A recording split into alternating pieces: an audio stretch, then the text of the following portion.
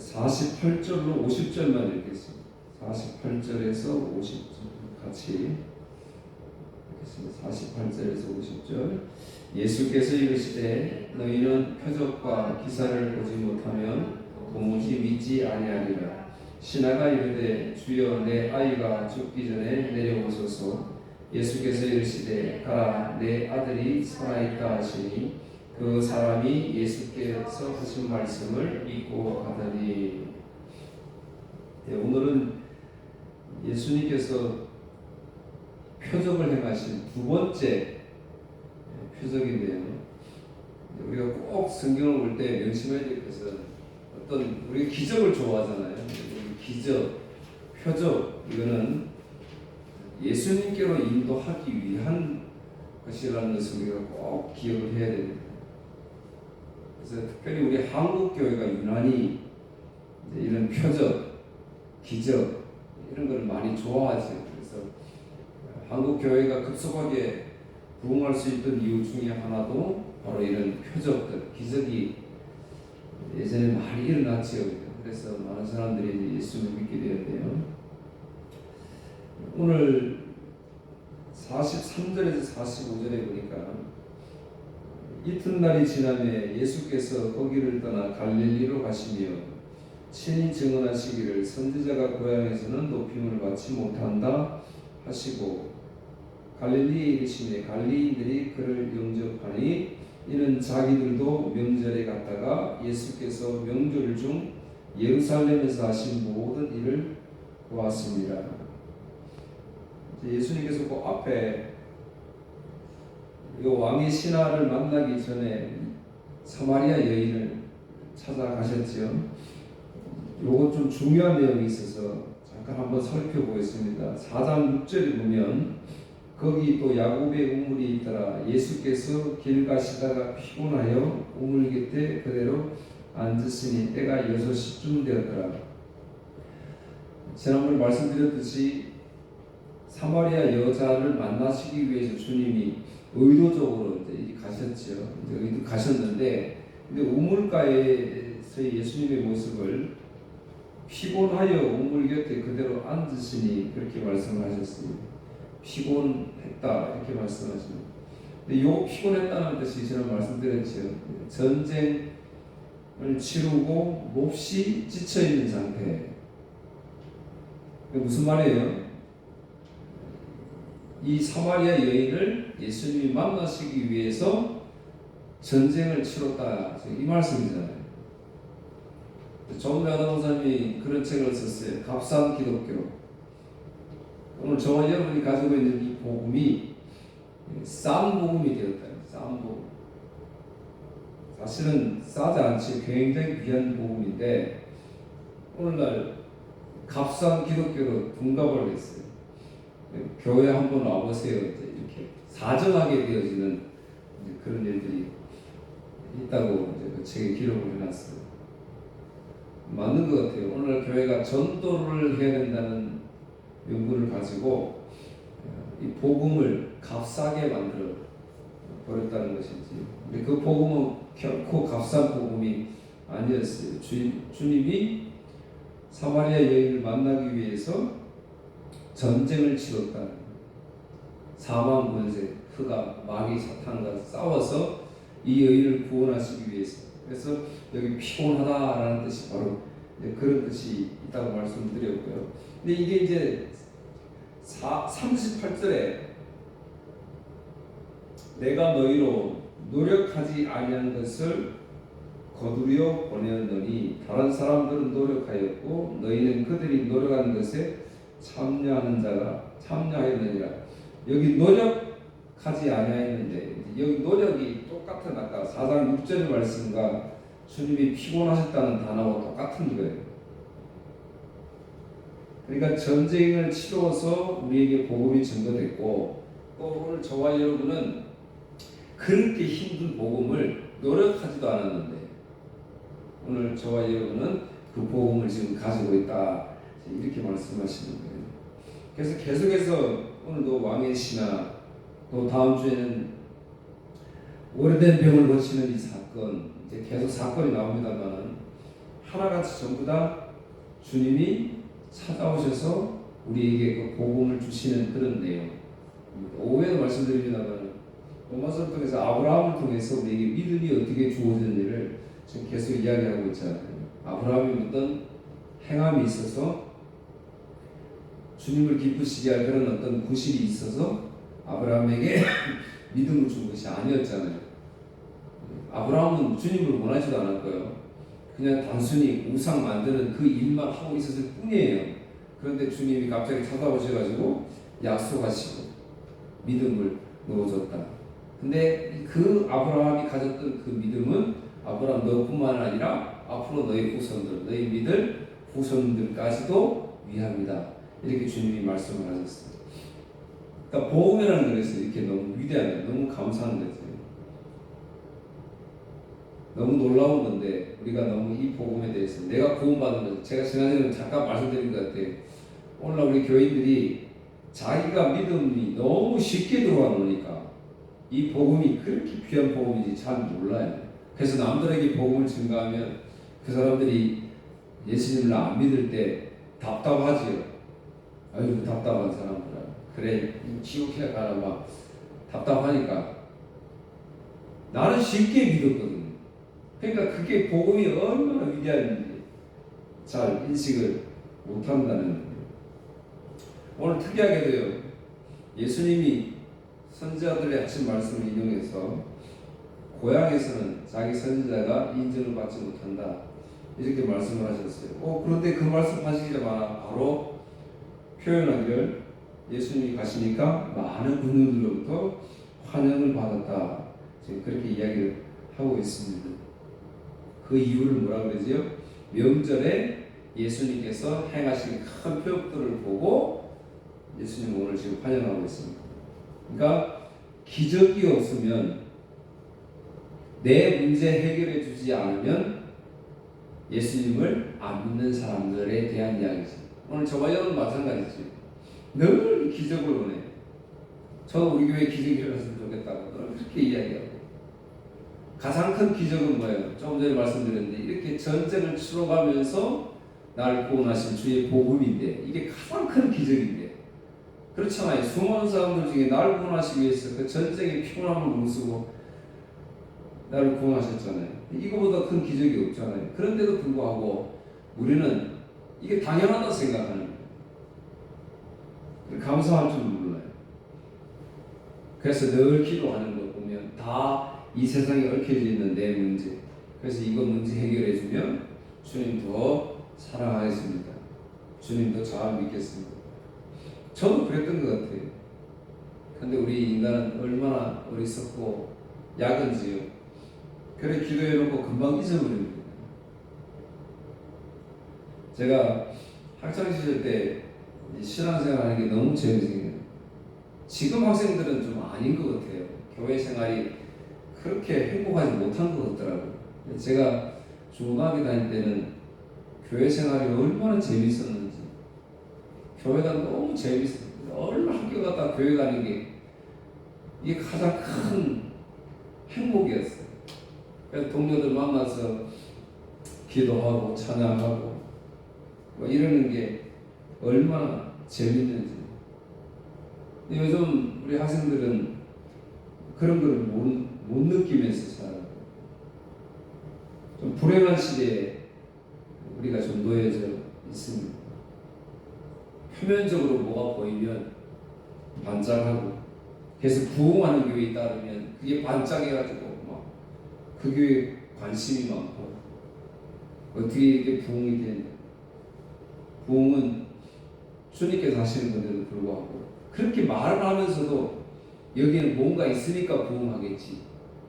그래서 거기에 귀 기울이고 눈독들이고 이렇게 막 한단 말이죠. 근데 되돌아보면 주님께 그렇게 약속했던 것, 내가 주님 이렇게 해주시면 내가 이렇게 하겠습니다 했던 것들 어느 하나 제거된 것이 없다는 거죠. 그러니까 주님은 그거 상관없이 저와 여러분은 복음을 주시고, 그래서 오늘 이끌어 나가시는, 내가 어떻게 기도하든 내 꿈을 이루고 내 소원을 이루어달라고 기도하는 건 전혀 상관없이 주님은 원래 주님 귀에 가신 데 이끌어가신 것 뿐인데 우리 인생들을 얼마나 악한지. 내 문제가 해결이 안 되면 이 교회도 복음이 없다 생각하고 주님이 없다 생각하고 그냥 교회 옮겨버려. 나에게 이거 채워줄 수 있는 교회 찾아다니고 그렇게 하지 않나요? 우상숭배 똑같아요. 미신, 비는 거, 한 가지 소원 들어준다 그러잖아요. 교회가 그렇게 전락해 버리고 있습니다. 예수님께서 마태복음 12장 39절에 단호하게 말씀하셨어요. 예수께서 대답하여 이르시되 악하고 음란한 세대가 표적을 구하나. 표적을 누가 구한다고요? 악하고 음란한 세대. 오늘 이 세상에 존재하는 우리 인생들은 전부 다 음란한 세상이에요. 왜냐하면 주님만을 사랑하고 주님만을 섬기게 되는데 우리는 주님만을 사랑하지 않지요. 세상 사랑하잖아요. 그래서 이걸 우리는 음란이라, 음행이라 성경은 구약시대를 통해 우리에게 계속해서 가르쳐 주었어요. 하나님만 섬겨야 된다 그렇게 말씀을. 그런데도 계속해서 우리는 이런 표적을 구한다. 그러니까 주님이 선지자 요나의 표적밖에는 보일 표적이 없느니라. 죽으시고 부활하신 내용이잖아요. 요나의 표적밖에 내가 보여줄 것이 없다. 그럼에도 불구하고 우리는 계속해서 이런 기적을 구하고 내 문제 해결해 달라고 매달리고 기도하고 있습니다. 근데 똑같은 일을 이야기를 하십니다.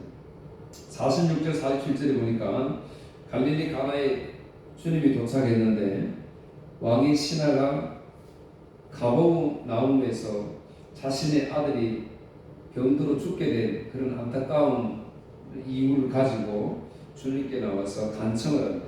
46절 예수께서 다시 갈릴리 가나에 이르시니 전에 물로 포도주를 만드신 곳이라. 왕의 신하가 있어 그의 아들이 가버나움에서 병들었더니. 가나에서 가버나움에서 가나까지는 지금 계산을 해보니까 38.8km가 돼요. 38.8km. 자가용으로 하면 한 30분이면 갈 수 있는 거리지. 그런데 당시에는 엄청난 시간이 많이 걸렸겠어요. 교통편이 좋지도 않고 길도 좋지도 않으니까 그랬어요. 어쨌든 왕의 신하가 죽게 되어서 예수님께 간청을 합니다. 그런데 47절 그가 예수께서 유대로부터 갈릴리로 오셨다는 것을 듣고 가서 청하되 내려오셔서 내 아들의 병을 고쳐주소서 하니 그가 거기 죽게 되었더라.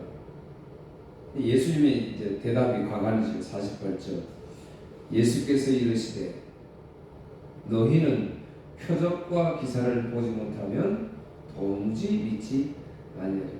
항상 예수님과 대화해 보면 우리가 생각할 때는 좀 엉뚱하게 대답하시는 것처럼 보이는 경우가 많이 있습니다. 지금 내 아들이 병들어 죽겠는데 내 아들 좀 살려주십시오 그렇게 이야기를 하니까 그러면 알았다 내가 살려줄게 아니면 네 가망이 없다든지 이렇게 말씀하셔야 되는데 너희는 표적과 기사를 보지 못하면 도무지 믿지 않아요. 책망하시고 있습니다. 그러니까 우리는 칭찬에 이렇게 잘 질그려져 있어가지고 책망하는 걸 싫어하지.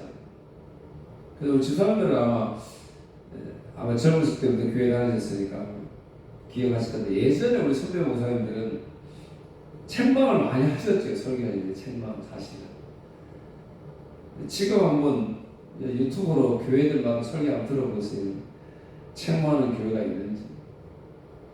전부 세상적, 문화적 감동 주는 그런 멘트들, 화려한 퍼포먼스 전부예요. 그런데 예수님 대화를 보세요. 예수님은 우리의 아픈 부위, 전곡을 찔르실 분이잖아요. 왜요? 그래야 치유가 되니까.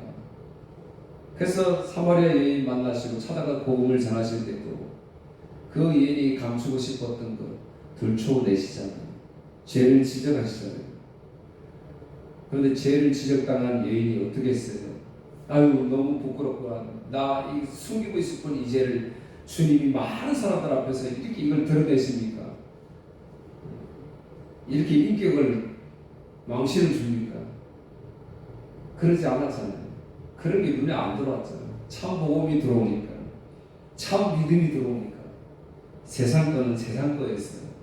사랑하는 성도 여러분, 오늘 저와 여러분에게 주님이 찾아오셔서 이 복음을 심어줬어요. 근데 그 복음은 그냥 준 것이 아니라 전쟁을 치러가면서 몹시 피곤하여 지친 예수님이 그렇게 싸우셔가지고 우리에게 복음을 넣어주신 그 복음이에요. 그래, 그 복음이 오늘 저와 여러분이 들어왔으니 그 복음으로 인해서 세상 것은 세상 것으로 밀어내고 오로지 주의 은혜만 가득 차기를 주의 이름으로 축원합니다. 세상 사람들은 그런데 그렇지 않죠. 계속해서 세상 것을 가지려고 해요.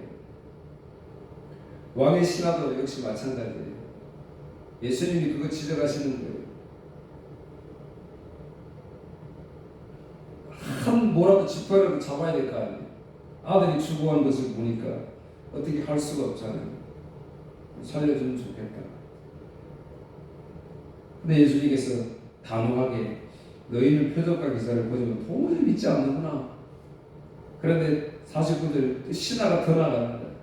신하가 이르되 주여 내 아이가 죽기 전에 내려오소서. 다른 거 전혀 관심이 없는 거예요.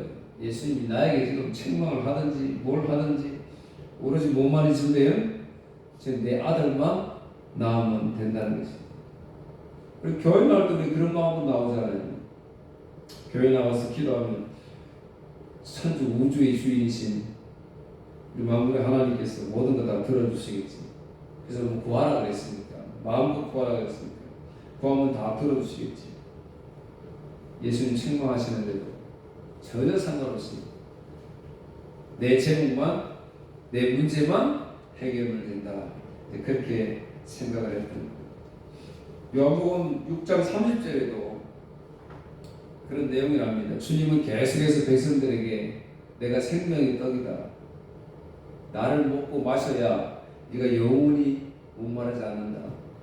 계속 이거 말씀하시고 그런데도 군중들은 계속해서 30절 다시 사람들이 물었습니다. 당신은 어떤 표적을 행하여 우리가 보고 당신을 믿게 하시겠습니까? 생명의 떡이 자신이다. 즉 나를 믿어야 된다. 내가 진리요 길이요 생명이다. 이렇게 말씀하시는데 군중들은 내가 믿기 위해서 당신이 어떤 또 기적을 나에게 행하시겠습니까? 계속 그렇게 이야기했습니다.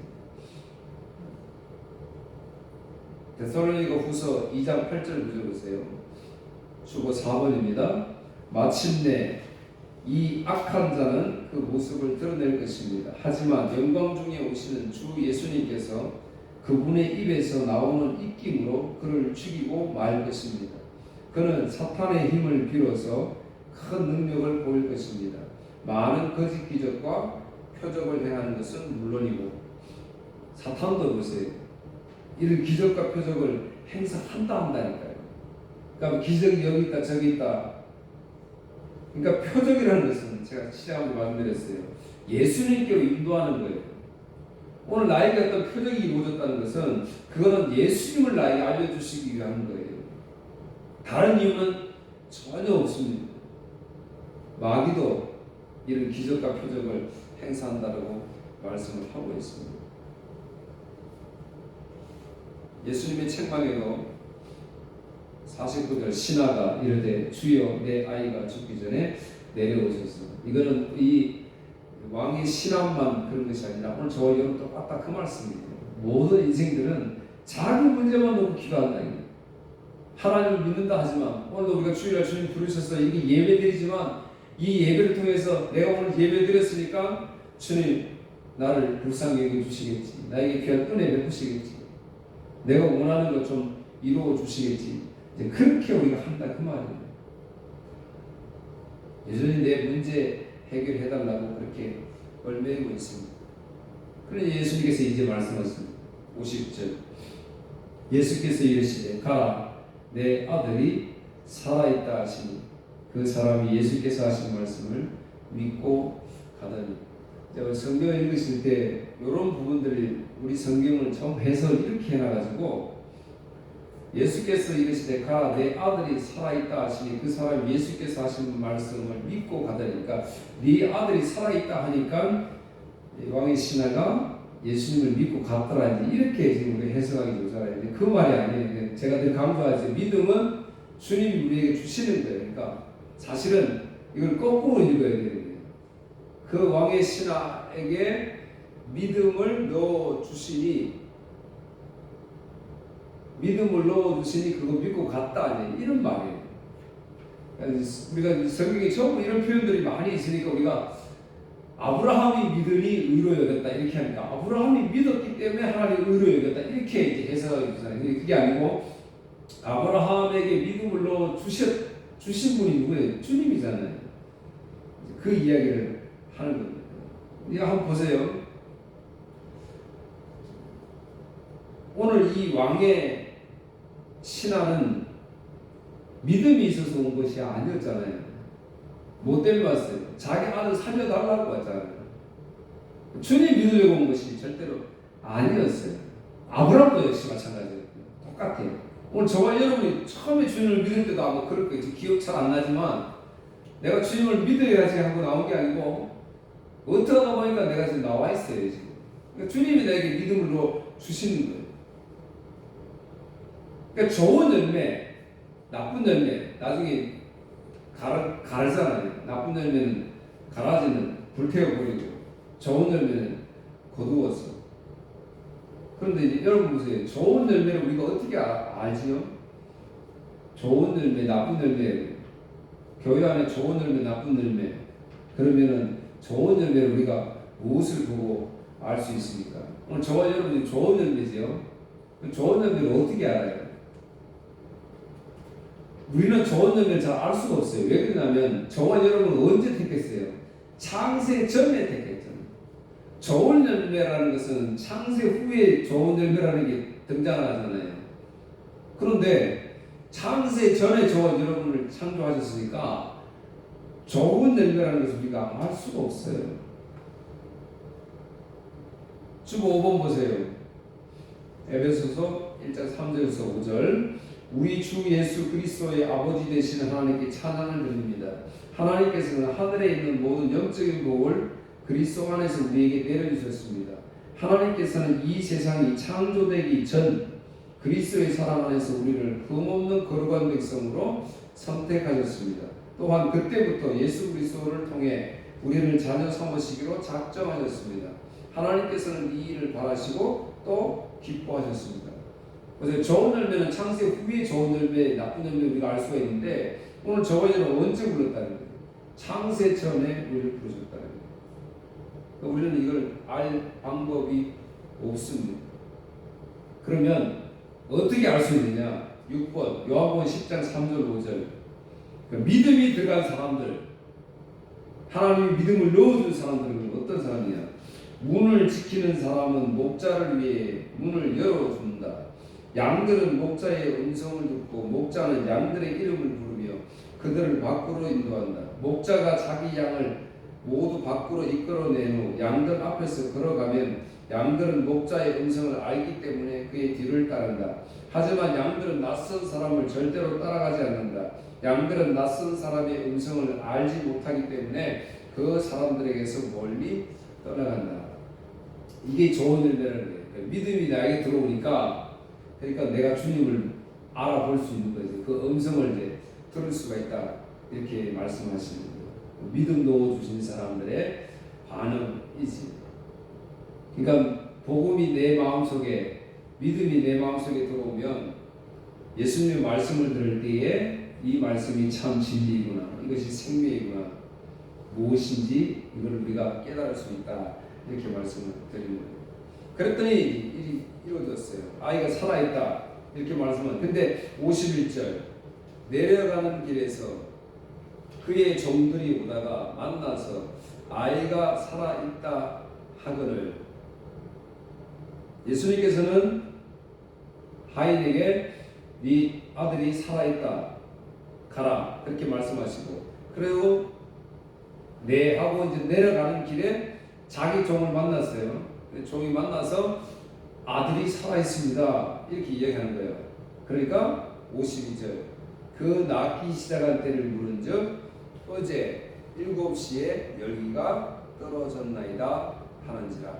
53절, 그의 아버지가 예수께서 내 아들이 살아있다 말씀하신 그때인 줄 알고 자기와 그 온 집안이 다 믿으니라. 자, 53절도 똑같아요. 집안의 모든 사람들이 예수를 믿었다. 아들이 살아있다는 그 말을 들어서 다 이제 믿었다 이렇게 이야기해요. 그러니까 아들이 살았으니까 온 집안 식구들이 다 믿었다. 근데 그 말이 아니고 예수님께서 가라 내 아들이 살아있다라고 말씀하실 때 이 말씀이 뭐예요? 단순히 그냥 한 생명을 살리는 말씀이 아니고 믿음 넣어줬다 이 말이에요. 복음 넣어줬다. 이 아들뿐만 아니라 그 가족들에게 지금 믿음을 넣어줬다. 그래서 살아나셨다 이렇게 말씀하십니다. 복음 놀랍지 않나요? 여러분 보세요. 이들이 지금 예수님 믿기를 원하지 않았다니까요. 우리 가정이 예수님 믿으려고 안 그랬어요.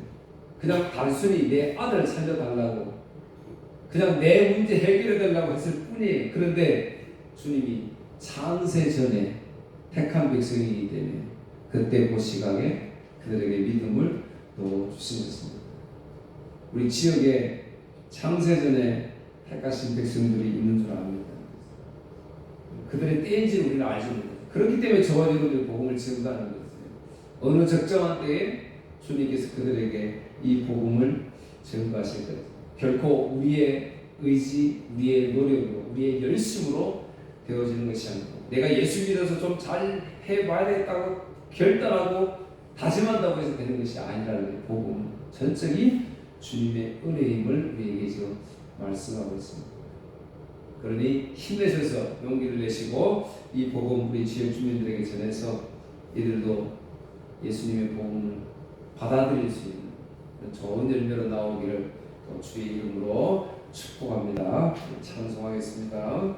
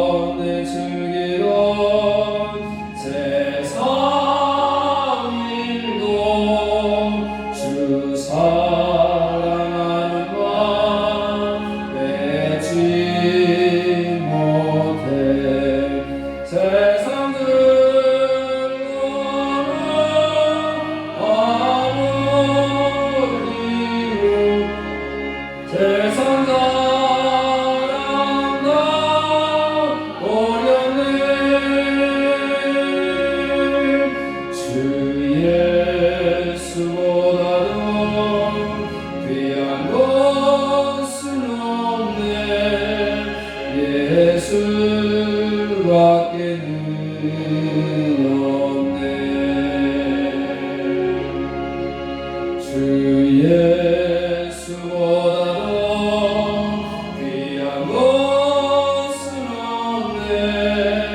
이 세상 행복과 아물 수 없네. 주옥과 핍박이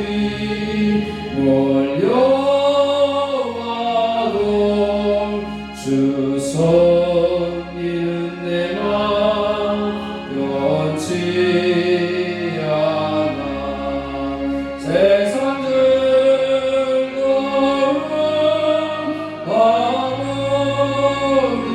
버리고 세상 사람 다 버렸네. 주 예수보다도 귀한 것은 없네. 예수밖에는 없네.